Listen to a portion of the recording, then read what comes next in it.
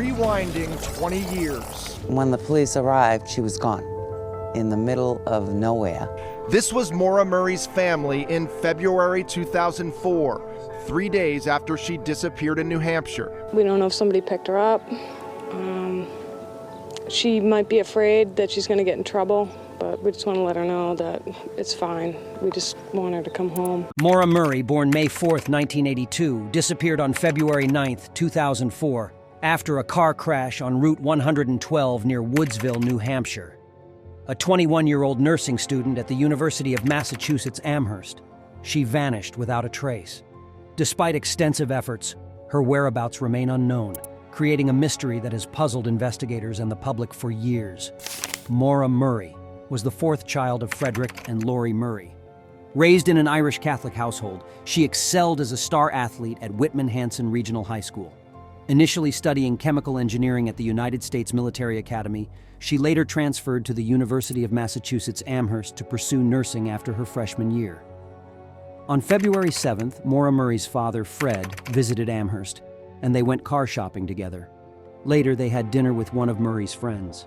After dropping her father off, Murray borrowed his Toyota Corolla and returned to her campus for a dorm party, arriving at 10:30 p.m. She left the party around 2:30 a.m. on February 8th.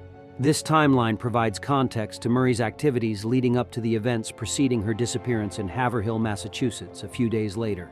At 3:30 a.m. on February 8th, Maura Murray, en route to her father's motel, crashed her father's car into a guardrail in Hadley, causing significant damage. The responding officer documented the accident but didn't conduct field sobriety tests.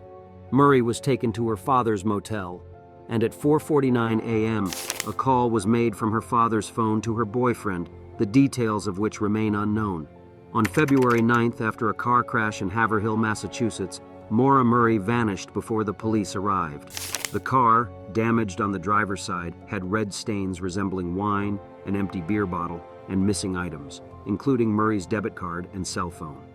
A witness reported seeing a person matching Murray's description walking on Route 112 later that evening.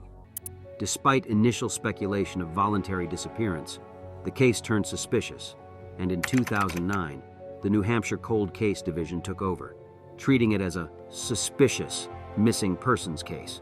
The mystery deepens with conflicting details and unanswered questions surrounding Murray's disappearance.